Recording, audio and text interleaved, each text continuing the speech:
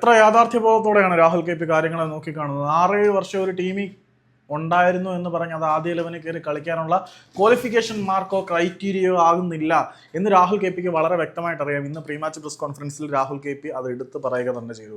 നിങ്ങൾ ടീമിൽ ഇടം പിടിക്കണമെങ്കിൽ കഴിഞ്ഞ മത്സരങ്ങളിൽ നന്നായിട്ട് പെർഫോം ചെയ്യണം, അല്ലെങ്കിൽ ട്രെയിനിങ് സെഷനിൽ വളരെ നന്നായിട്ട് പെർഫോം ചെയ്യണം. അല്ലാത്ത പക്ഷം നിങ്ങൾക്ക് ബെഞ്ചിലിരിക്കേണ്ടി വരും. 5-6 വർഷം ഒരു ടീമിന്റെ ഭാഗമായിരുന്നു എന്ന് പറഞ്ഞ് നിങ്ങൾക്ക് കളിക്കളത്തിൽ ഇറങ്ങി കളിക്കാനൊന്നും കഴിയില്ല. കാരണം 25ഓളം താരങ്ങൾ ഉൾപ്പെടുന്ന ഒരു സ്ക്വാഡിൽ നിന്നും 11 പേരിൽ ഒരാളായി മാറുക എന്ന് പറഞ്ഞാൽ നിസ്സാരമല്ല.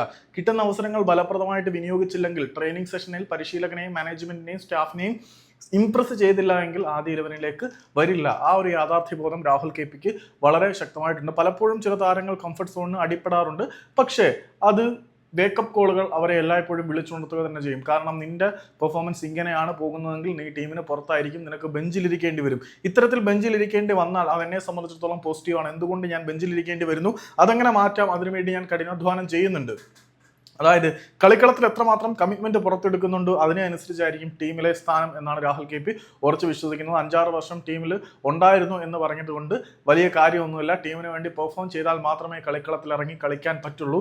അല്ലാത്ത പക്ഷം സ്ക്വാഡിന്റെ ഭാഗമായിട്ട് ബെഞ്ചിലിരിക്കാൻ മാത്രമേ രാഹുൽ കെ പിക്ക് പറ്റുള്ളൂ എന്ന് രാഹുൽ പറയുമ്പം അതിനകത്ത് എന്തൊക്കെയോ അർത്ഥങ്ങൾ ഒളിഞ്ഞിരിക്കുന്നതായിട്ട് എനിക്ക് തോന്നുന്നുണ്ട്. എന്തായിരിക്കും രാഹുലിന്റെ ചിന്താഗതികൾ എന്ന് നിങ്ങൾ തന്നെ ഒന്ന് ഷെയർ ചെയ്താൽ കൊള്ളായിരുന്നു. മീൻസ് രാഹുൽ ഇങ്ങനെ പറയുന്നതിന്റെ പിന്നിൽ എന്തെങ്കിലും കാരണം ഉണ്ടായിരിക്കും, ഇല്ലാതിരിക്കത്തില്ലല്ലോ.